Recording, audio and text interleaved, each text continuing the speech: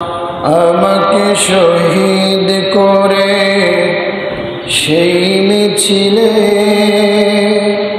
শামিল করে নিও।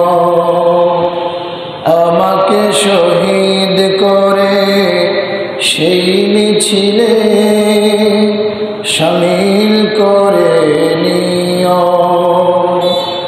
যেই মিছিলের নেতা আমির হামজা,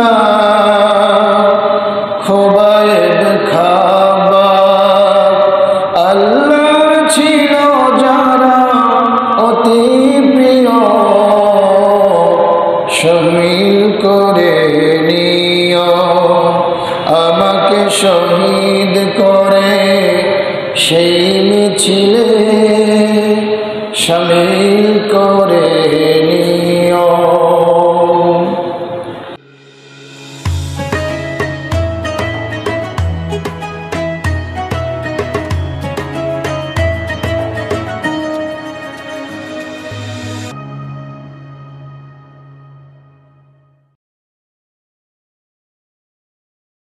আলহামদুলিল্লাহ সুম্মা আলহামদুলিল্লাহ ওয়া আম্মা বা'দ। সমস্ত প্রশংসা আদায় করছি সে আল্লাহ রাব্বুল আলামিনের দরবারে, যে আল্লাহ রাব্বুল ইজ্জত ওয়াল জালাল আজকের এই পবিত্র শাবান মাসের শেষ জুমায় আমাদেরকে শত ব্যস্ততা উপেক্ষা করে তার ঘরে আসা এবং তার মহান হুকুম পালন করবার সুযোগ এবং সৌভাগ্য দান করেছেন। আমরা সেই মহান মালিকের শাহী দরবারে কালিমাত শুকর আদায় করছি, সকলে পড়ছি আলহামদুলিল্লাহ। লক্ষ কোটি দরুদ ও সালাম পেশ করছি বিশ্ব মানবতার মুক্তির দিশারি, সর্বকালের সর্বযুগের সর্বশ্রেষ্ঠ মহামানব, নবিকুল শিরোমণি নবীনা হাবিবুনা মুহাম্মাদুর রাসূলুল্লাহ সাল্লাল্লাহু আলাইহি ওয়াসাল্লামের প্রতি। সম্মানিত হাজরিন, আমরা মহিমান্বিত মাস শাবান মাসের একেবারেই শেষ প্রান্তে চলে এসেছি। হয়তোবা আরেকটি দিন আমরা পাব বা দুইটা দিনও পেতে পারি। আরবি মাস চাঁদ ওঠার উপরে নির্ভর করে এবং আমাদের সামনে অতি নিকটে সন্নিকটে চলে এসেছে মাহে রমাদান। আর এক অথবা দুই দিন পরেই সেই মহিমান্বিত মাস আমাদের মাঝে শুভ আগমন হবে। তো এই মাসের প্রস্তুতি নিয়ে আমরা গত জুমায় আলোচনা করেছিলাম 11টি পয়েন্টের আলোকে। মাহে রমাদান যদি আমরা এই প্রস্তুতির আলোকে কাটাতে পারি, অতিবাহিত করতে পারি, তাহলে আমাদের এই রমাদানটা হবে ইফেক্টিভ রমাদান। এই রমাদান থেকে আমরা জীবনের জন্য কিছু পাথেয় সংগ্রহ করতে পারব। জীবন যেভাবে চলতেছে তার থেকে হয়তোবা কিছু ব্যতিক্রম হবে। তো তারই ধারাবাহিকতায় আজকে আমরা এই মাহে রমাদানকে সামনে রেখে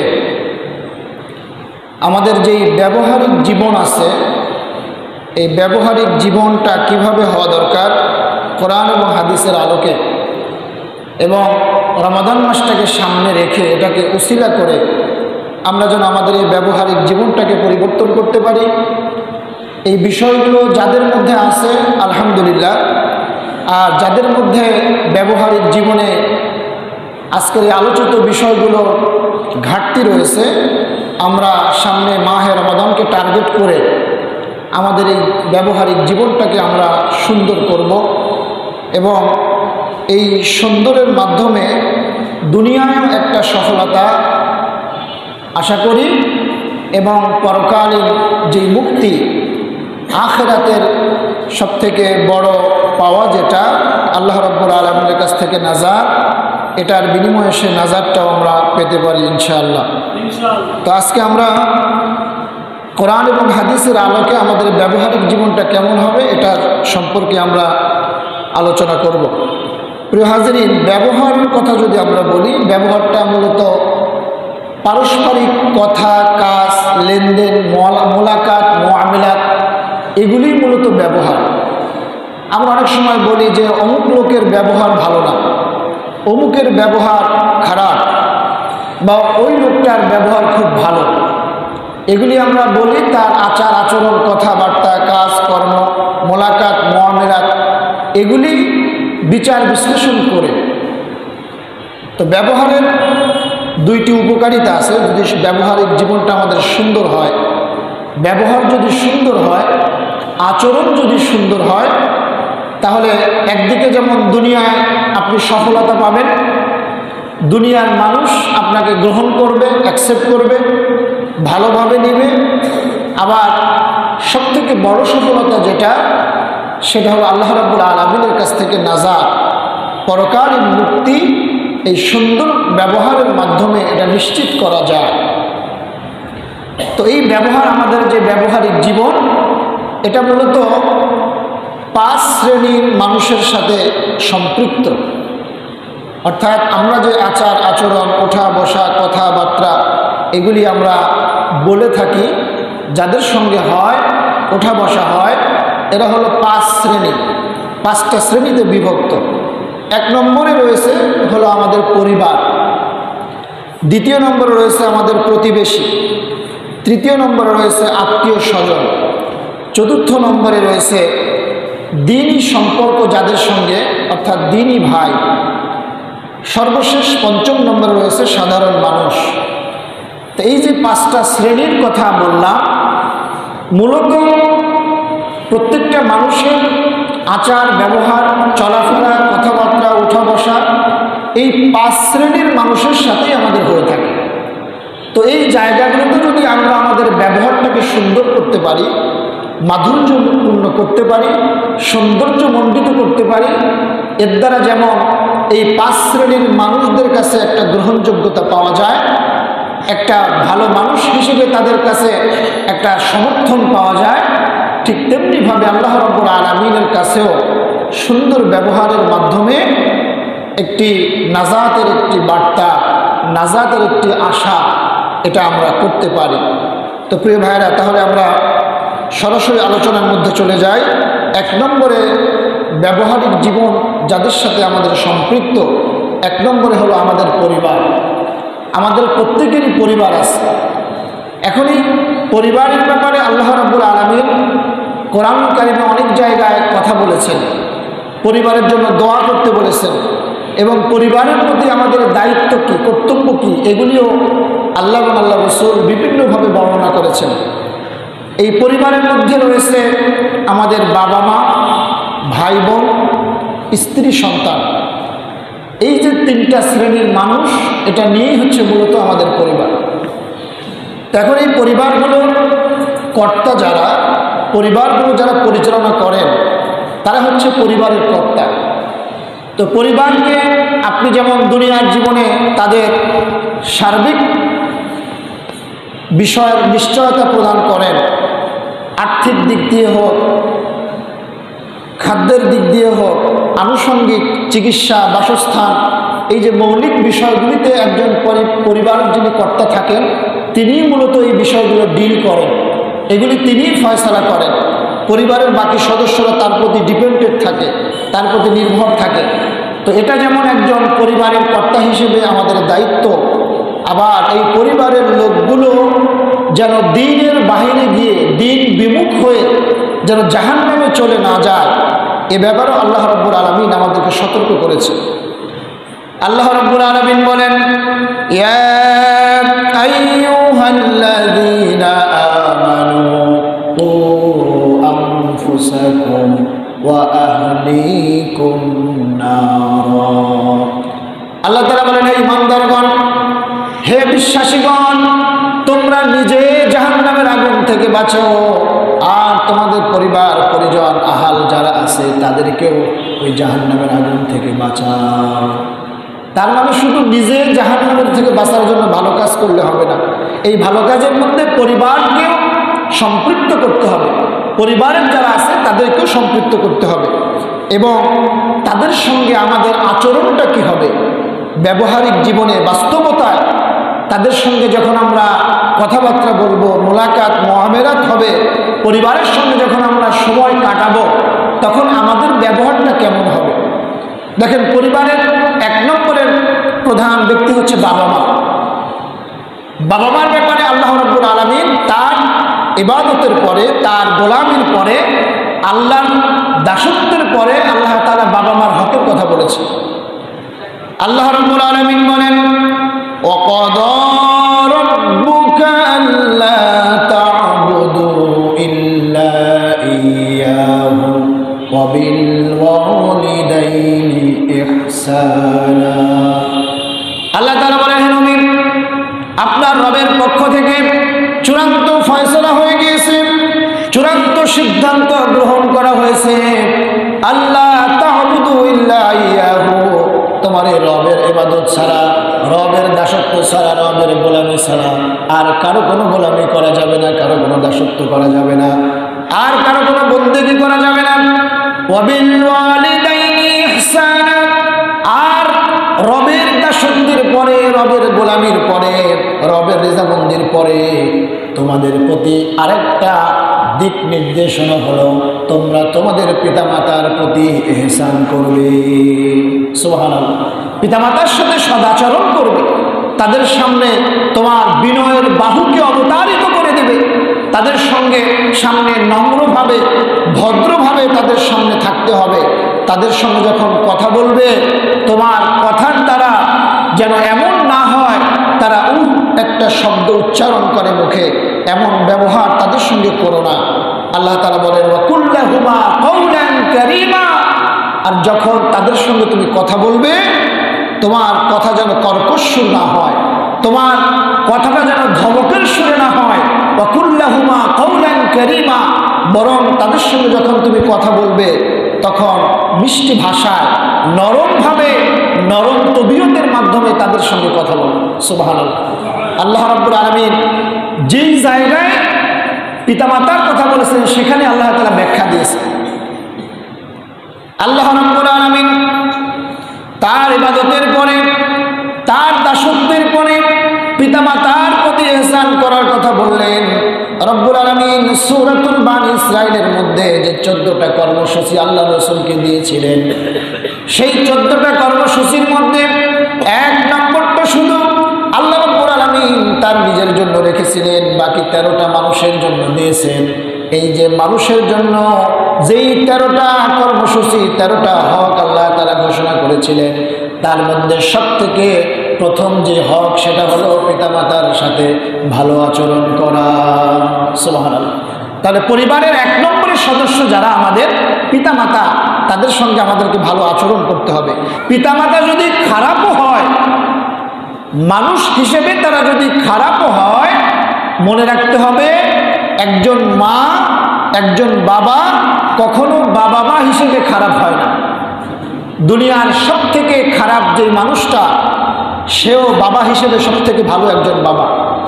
দুনিয়ার সব থেকে খারাপ যে মহিলাটা, সেও মা হিসেবে সব থেকে ভালো একজন মা।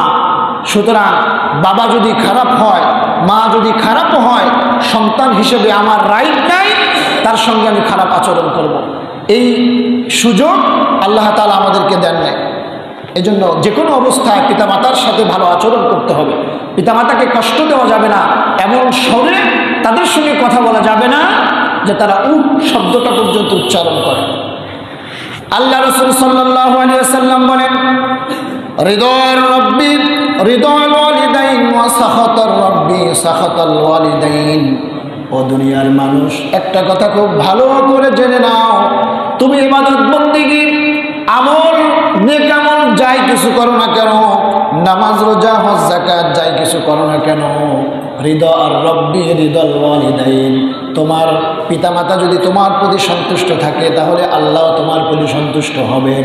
ওয়া সাখাতার রব্বি ফি সাখাতাল ওয়ালিদাইন, আর তোমার পিতামাতা যদি তোমার প্রতি নাখোশ থাকে, অসন্তুষ্ট থাকে, তাহলে ওই আরশের মালিক আল্লাহ রাব্বুল আলামিন অসন্তুষ্ট হয়ে যাবে। এজন্য পিতামাতার সন্তুষ্টি এটা আমাদেরকে অর্জন করতে হবে। তারা জীবিত অবস্থায় যেমন তাদের সঙ্গে ভালো আচরণ করতে হবে, তাদের সামনে বিনয়ের বাহু ডানা বিছিয়ে দিতে হবে, তাদের সঙ্গে ভালো কথা বলতে হবে। ঠিক তেমনিভাবে ওই বাবা মা যখন দুনিয়ার থেকে বিদায় হয়ে যায়, যাদের পিতামাতা দুনিয়ার থেকে চলে গেছে, তাদের জন্য রব্বুল আলামিন সুন্দর একটি দোয়া শিখিয়েছেন। সন্তান হিসেবে এই দোয়াগুলি করা আমাদের কর্তব্য।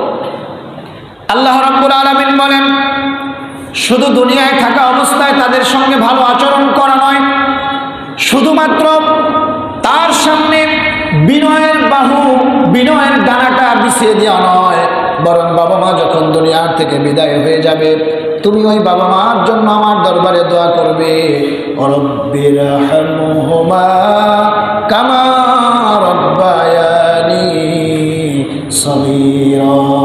হায় আল্লাহ তাআলা, আমার বাবা মা আমার ছোট্টবেলায় যখন আমার কান্না ছাড়া আর কোনো ভাষা ছিল না, শুধু প্যা প্যা করে কাঁদতাম, যা কিছুই প্রয়োজন হতো শুধু মুখের ভাষা ছিল কান্না। ওই অসহায়ত্বের সময় আমার বাবা মা আমার প্রতি যেভাবে রহম করেছে, দয়া করেছে, মায়া করেছে, আমাকে ছুঁড়ে ফেলে দেয় নাই, আমার উপরে সামান্যতম একটু বিরক্ত বোধ করেন নাই, একটু এতটুকু বিরক্তি প্রকাশ করেন নাই। বারবার বিরক্ত করার পরে যে বাবা মা আমাকে রহমতের কোলে লালন পালন করেছে, রব্বুল আলামিন তুমিও আমার ওই বাবা মাকে তোমার রহমতের কোলে লালন পালন করো। সুবহানাল্লাহ। এভাবে পিতামাতার জন্য দোয়া করতে হবে। তাহলে প্রিয় ভাইরা, আমাদের ব্যবহারিক জীবনে পরিবারের সাথে যে ভালো আচরণ করা দরকার, সেই পরিবারের মধ্যে 1 নম্বরের শ্রেণী, সবথেকে উঁচু পর্যায়ে যারা আছেন তারা হলেন আমাদের বাবা এবং মা। 2 নম্বরে পরিবারের সদস্য আছে আমাদের ভাই বোন। ভাই বোন যদি ছোট হয় তাহলে তাদের প্রতি স্নেহ করা, তাদেরকে দেখভাল করা, তাদের প্রয়োজনগুলো মেটানো, এটা বড় হিসেবে আমার উপরে দায়িত্ব। আল্লাহ রাসূল বলেন, মাল্লাম ইয়ারহাম সগীরানা ওয়া লাম ইউআক্কির কাবীরানা ফালাইসা মিন্না। যে ব্যক্তি ছোটকে স্নেহ করে না, ভালোবাসে না, আর বড়কে সম্মান করে না, ওই ব্যক্তি আমার দলের অন্তর্ভুক্ত নয়। তার মানে হলো, আপনি বড়দেরকে শ্রদ্ধা করবেন, ছোটদেরকে স্নেহ করবেন, ভালোবাসা দিবেন, তাদেরকে ভদ্রতা শেখাবেন, শিষ্টাচার শেখাবেন, এটা বড় হিসেবে আপনার দায়িত্ব। আপনি যদি ছোটকে স্নেহ করেন তাহলে ছোট আপনাকে সম্মান করবে। আপনি যদি ছোটকে স্নেহ করেন, আপনার যারা বয়োজ্যেষ্ঠ আছে তারা আপনাকে স্নেহ করবে। সুতরাং এটা যদি আমার পরিবারের মধ্যে চালু থাকে, তাহলে পরিবারের মধ্যে কোনো ধরনের অশান্তি, কোনো ধরনের অস্থিতিশীল পরিবেশ এটা কখনো তৈরি হয় না। ভাই বোন যাদের আছে, ছোট ভাই ছোট বোন, তাদেরকে শিষ্টাচার শিক্ষা দেওয়া, তাদেরকে ভালোবাসা দেওয়া, তাদেরকে স্নেহ করা, তাদের প্রয়োজনগুলো মেটানো, এটা আমাদের দায়িত্ব, এটা আমরা করব। 3 নম্বরের শ্রেণী পরিবারের যারা, তারা হলো স্ত্রী এবং সন্তান। এটা খুব গুরুত্বপূর্ণ একটা চ্যাপ্টার। আমাদের ব্যবহারিক জীবন, আমরা বাইরে অনেকেই অনেক বড় সাধু মানুষ, অনেকে বড় বিরাট বড় হুজুর, অনেকে বিরাট বড় খতিব, বিরাট বড় বক্তা, অনেক বড় পীর সাহেব, অনেক ভালো নেতা, বাইরে তার চেহারা এরকম, কিন্তু সে আসলে কেমন, এটা আসল খবর পাওয়া যায় তার পরিবারের খবর নিলে। পরিবারের লোকদের সঙ্গে আচরণটা কেমন, যেই ব্যক্তির পরিবারের সঙ্গে আচরণ ভালো, সেই ব্যক্তি আসলেই ভালো। কারণ পরিবারের মধ্যে যায় যদি আপনি আপনার আসল রূপটাকে প্রকাশ করেন, একজন মানুষ সবথেকে কমফোর্ট ফিল করে, সবথেকে স্বাচ্ছন্দ্য বোধ করে তার পরিবারের সঙ্গে। সুতরাং সেখানে তার চরিত্রের আসল দিকগুলো উন্মুক্ত হয়ে যায়, উন্মোচিত হয়ে যায়। এজন্য পরিবারের সঙ্গে আমাদের আচরণটা কেমন হবে, আমাদেরকে শিক্ষাটা নেওয়া দরকার। স্ত্রী সন্তানের ক্ষেত্রে, স্ত্রী এটা হচ্ছে আমাদের জীবনের অর্ধাঙ্গিনী, যাদেরকে শুধুমাত্র একটা শব্দের মাধ্যমে আল্লাহ রাব্বুল আলামিনের রসুলের শেখানো পদ্ধতি অনুযায়ী এই স্ত্রী তার বাবা মা, তার আত্মীয় স্বজন, তার আপনজন সকলকে ছেড়ে আপনার আমার সাথে সারা জীবনের জন্য চলে এসেছে। আপনি একটু চিন্তা করেন যে কত বড় স্যাক্রিফাইস করেছে।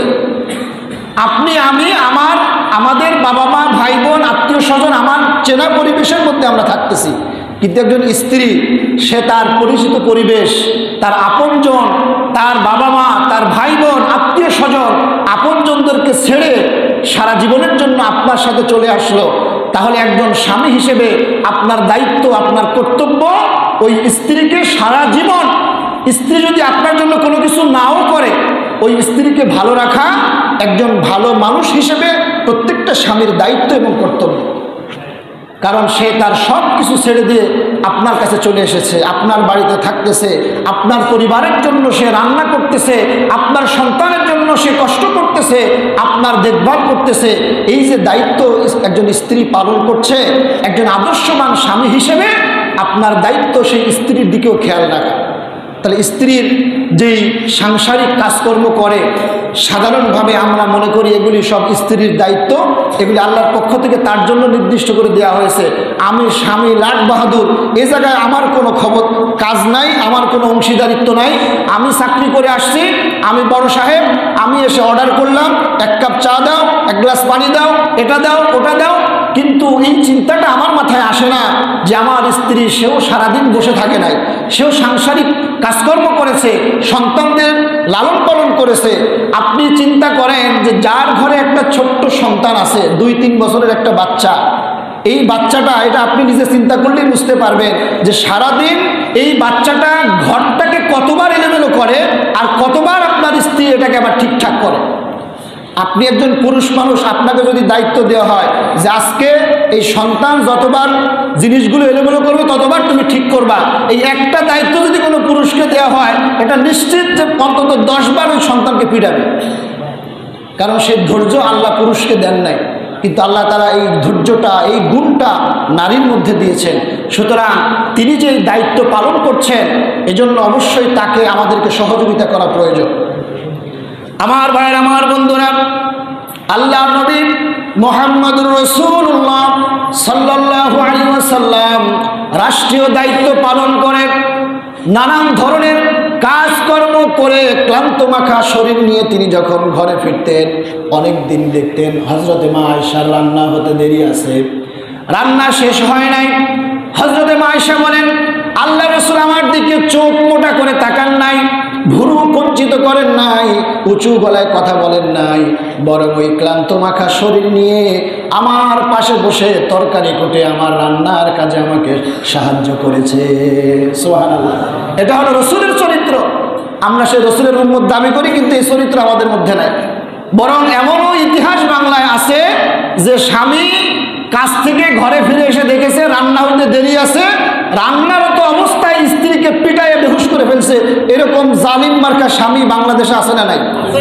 শুধু পিটায় নাই, তালাক দিছে, এমন ইতিহাসও বাংলাদেশে আছে। আস্তাগফিরুল্লাহিল আযীম। এই যে স্বামী নামের আসামিগুলা, এগুলি কিয়ামতের ময়দানে আল্লাহ এদেরকে যে কি পরিমাণে শাস্তি দিবে এটা চিন্তাও করতে পারছেন।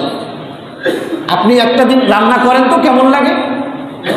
আরেকটা বাস্তবতা আমাদের সামনে আছে, স্বামী স্ত্রী দুইজনই চাকরি করেন, সারাদিন পরে দুইজন বাড়িতে ফিরেছেন, বাসায় এসেছেন, এসে স্বামী কিন্তু ঠিকই তার কাপড়টা ছেড়ে হাত মুখ ধুয়ে ফ্রেশ হয়ে ঠিকই তিনি পা দুটো টান টান করে দিয়ে স্ত্রীকে অর্ডার করতেছেন, আমাকে 1 গ্লাস পানি দাও, 1 গ্লাস শরবত দাও, অথবা 1 কাপ চা বানিয়ে দাও।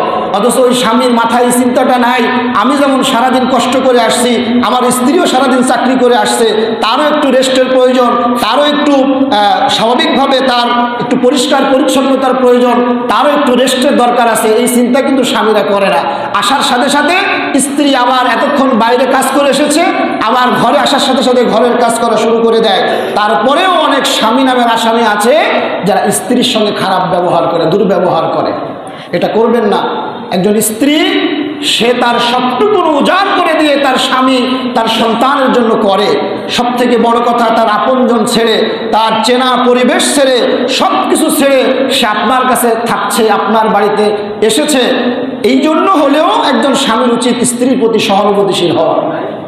এই উপস্থিতি, তাহলে আমাদের ব্যবহারিক জীবনের ক্ষেত্রে, পারিবারিক কাজে আমাদেরকে উচিত স্ত্রীদেরকে সহযোগিতা করা। আমি ছোট্ট একটা উদাহরণ দিই। মনে করি আমরা পরিবারে 5 জন সদস্য আছেন।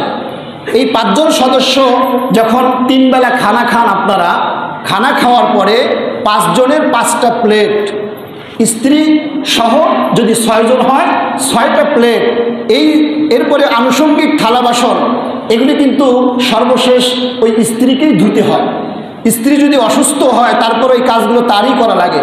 কিন্তু আমরা যদি নিজ নিজ জায়গা থেকে অন্তত এতটুকু দায়িত্বশীল হই যে আমার প্লেটটা অন্তত আমি খেয়ে আমার প্লেটটা আমি পরিষ্কার করে ধুয়ে জায়গা মতো রেখে দিব, যদি এই কাজটা পরিবারের প্রত্যেকটা সদস্য করে তাহলে কিন্তু স্ত্রীর জন্য এটা বড় ধরনের একটা এহসান হয়। তার জন্য এই যে বাড়তি যে একটা কাজ, বাড়তি একটা চাপ, এটা তার জন্য তার উপরে এই প্রেশারটা আসে না। কিন্তু আমার আপনার জন্য কিন্তু এটা খুবই কষ্টের কাজ নয় যে আমি খাওয়ার পরে আমার প্লেটটা আমি ধুয়ে রাখবো, এটা অনেক বড় আহামরি কষ্টের কাজ নয়।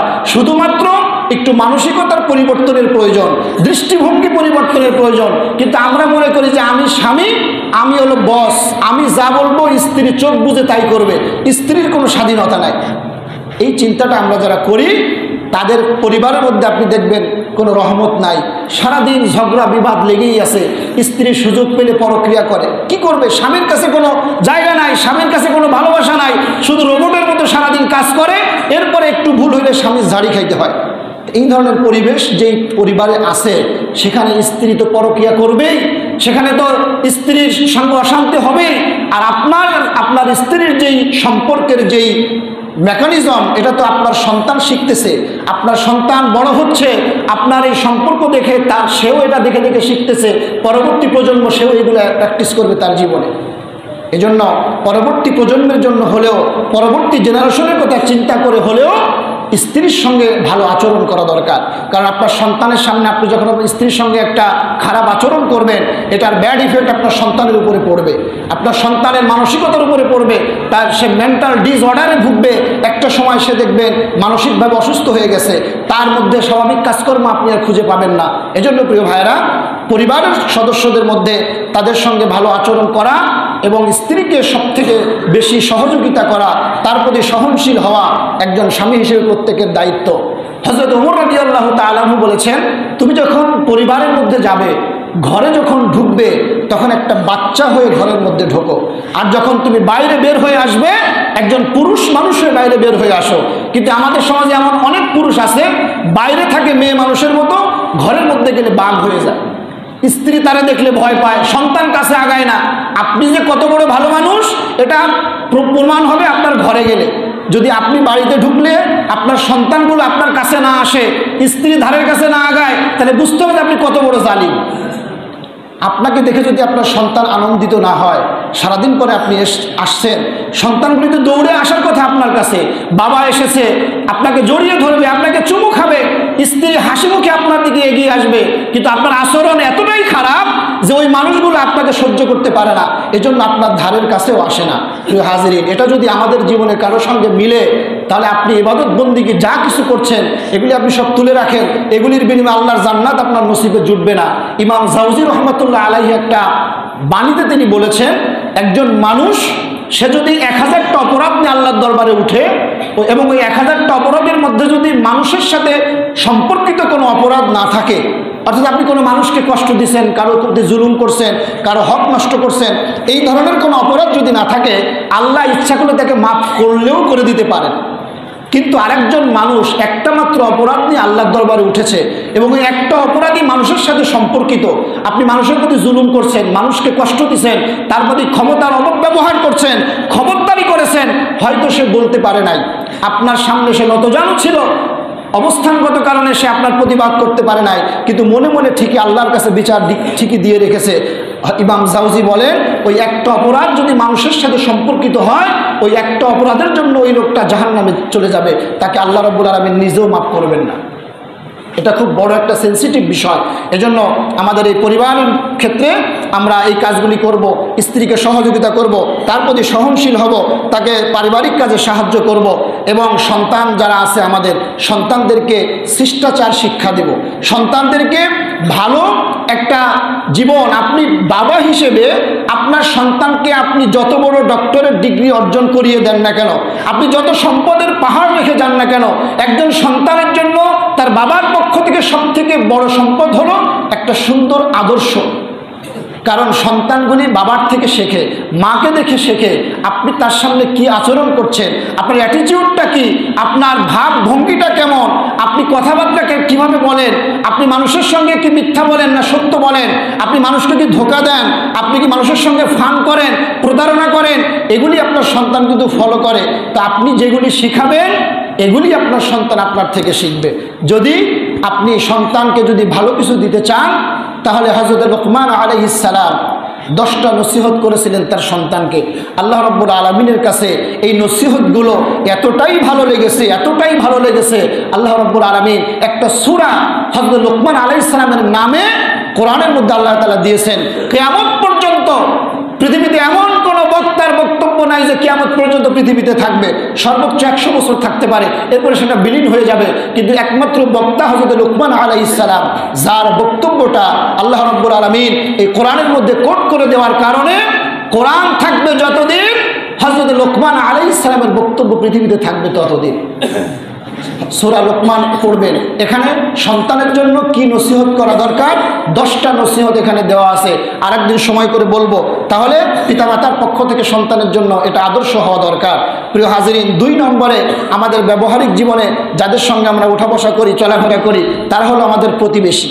প্রতিবেশী এটা খুব গুরুত্বপূর্ণ একটা চ্যাপ্টার। আমরা অনেক সময় প্রতিবেশী, এমন প্রতিবেশী যে 6 মাস পাশাপাশি বসবাস করি, কিন্তু প্রতিবেশী ছেলে না মেয়ে এটাই আমরা জানি না। তার সুখে দুঃখে খোঁজ খবর তো নেওয়া দূরের কথা, সে কি পুরুষ না মহিলা এটাই আমরা অনেকে জানি না। তার মানে তাদের সঙ্গে আমার কোনো রিলেশন নাই, কোনো যোগাযোগ নাই, কোনো খোঁজ খবর নাই। না, প্রতিবেশীর এটা হতে পারে না। প্রতিবেশীর ব্যাপারে খোঁজ খবর নিতে হবে, কারণ প্রতিবেশীর হকের ব্যাপারে আল্লাহ রাব্বুল আলামিনের পক্ষ থেকে অনেক বেশি গুরুত্ব দেওয়া হয়েছে। আল্লাহ রাসূল সাল্লাল্লাহু আলাইহি ওয়াসাল্লাম বলেন, মা যালা জিবরাইলু ইউসানি বিল জারি হাত্তা যানানতু আন্নাহু সাইওয়ারিসুহু, মুত্তাফাকুন আলাইহি। হযরতে আল্লাহ রাসূল সাল্লাল্লাহু আলাইহি ওয়াসাল্লাম বলেন, জিবরাইল মাঝে মাঝে আমাকে প্রতিবেশীর হকের ব্যাপারে এত বেশি নির্দেশনা ওসিয়ত করত, আমি আশঙ্কা বোধ করতাম যে প্রতিবেশীদেরকে সম্পদের ওয়ারিশ বানিয়ে দেওয়া হয় কিনা। শুধু তাই নয়, আল্লাহ রাসূল সাল্লাল্লাহু আলাইহি ওয়াসাল্লাম বলেন, যখন তুমি ঘরে কোনো ভালো তরকারি রান্না করবে, তরকারির ঝোলটা একটু বাড়িয়ে দিও, তরকারির সোড়াটা একটু বাড়িয়ে দিও, একটু ঝোল একটু সোড়া তোমার পাশের প্রতিবেশীর জন্য একটু নির্দিষ্ট করে দিও। সুবহানাল্লাহ। কারণ এই যে তুমি যে রান্নাটা করলা, এটার ঘ্রাণ তো তার নাকেও গিয়েছে। প্রতিবেশীর প্রতি এতটুকু দয়া, এতটুকু সহানুভূতি, এতটুকু দায়িত্ববোধ এটা আমাদের থাকা দরকার। প্রতিবেশীর ক্ষেত্রে এই হকগুলো আমাদেরকে আদায় করা দরকার। কারণ আল্লাহ রাব্বুল আলামিনের রাসূল আরও বলেছেন, যে ব্যক্তি পরকাল এবং আল্লাহ বিশ্বাস করে সেজন্য প্রতিবেশীর হক আদায় করে। সুতরাং আমরা যারা প্রতিবেশীর হক আদায় করার চেষ্টা করি, তারা তো আলহামদুলিল্লাহ করি। যারা এটা আমাদের মধ্যে নাই, আমাদের ব্যবহারিক জীবনের মধ্যে এই বৈশিষ্ট্যটা আমাদের আনা দরকার। 3 নম্বরে আমাদের ব্যবহারিক জীবনের যে ক্ষেত্র, সেটা হলো আমাদের আত্মীয়তার হক আমাদেরকে আদায় করা দরকার। আত্মীয়দেরকে মাঝে মাঝে খোঁজ খবর নেওয়া দরকার, তাদেরকে মাঝে মাঝে দাওয়াত করা দরকার, তাদেরকে দাওয়াত করে খাওয়ানো দরকার, এবং মাঝে মাঝে তাদেরকে হাদিয়ে দেওয়া দরকার। এবং আত্মীয়দের মধ্যে যারা অসহায়, যারা দুর্বল, যারা আর্থিক দিক দিয়ে যারা একটু টানাপোড়েনে আছে, তাদেরকে সহযোগিতা করা দরকার।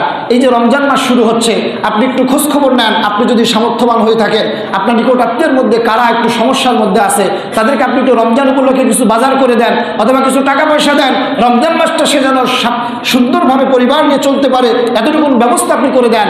এতটুকুর কারণেই কিয়ামতের দিন আল্লাহ রাব্বুল আলামিন আপনার জন্য অনেক বড় জাযা আল্লাহ তাআলা আপনাকে দিবেন। কারণ রেহেমের সম্পর্ক এটা অনেক বড় একটা সম্পর্ক। আল্লাহ রাসূল বলেছেন, রেহেমের সম্পর্ক যারা ছিন্ন করে, সে যত আমল করুক, সে কখনো আল্লাহর জান্নাতে প্রবেশ করতে পারবে না। এই জন্য আমরা আত্মীয়তার সম্পর্কগুলো আমরা ঠিক রাখবো, তাদেরকে মাঝে মাঝে দাওয়াত করব, তাদেরকে উপহার দিব, তাদেরকে বিভিন্ন হাদিয়া তোহফা দিব। 4 নম্বরে যেই বিষয়টা সম্পর্কের ক্ষেত্রে, সেটা হলো দ্বীনি সম্পর্ক। অর্থাৎ দ্বীনের ভিত্তিতে সাংগঠনিকভাবে যাদের সঙ্গে আমাদের সম্পর্ক আছে, এদের ব্যাপারে পারস্পরিক খোঁজ খবর রাখা দরকার। আমার এই দ্বীনি ভাইটা কেমন আছে, তার পরিবার ঠিকমতো চলছে কিনা, সে কোনো বিপদে আছে কিনা, তার সন্তানগুলো, তার পরিবারগুলো ঠিকমতো লেখাপড়া করতে পারছে কিনা, সে ঠিকমতো বাজারঘাট করতে পারছে কিনা, তার অন্য কোনো সমস্যা আছে কিনা, এগুলি আমাদের খোঁজ নেওয়া দরকার। এবং ভাইদের অগোচরে তার গীবত এটা গীবত শিকায়ত থেকে আমাদেরকে বিরত থাকা দরকার। এবং সর্বোপরি দায়িত্বশীল যারা আছে আমাদের দ্বীনি সম্পর্কের ক্ষেত্রে এই দায়িত্বশীলের আনুগত্য আমাদেরকে করা দরকার। কারণ আল্লাহ রাব্বুল আলামিন বলেছেন আতিউল্লাহ ওয়া আতিউর রাসূল ওয়া উলিল আমরি মিনকুম। আল্লাহ তাআলা বলেছেন তোমরা আল্লাহ এবং রাসূলের আনুগত্য করো এবং তোমাদের যিনি দায়িত্বশীল উলিল আমর তাদেরও আনুগত্য করো।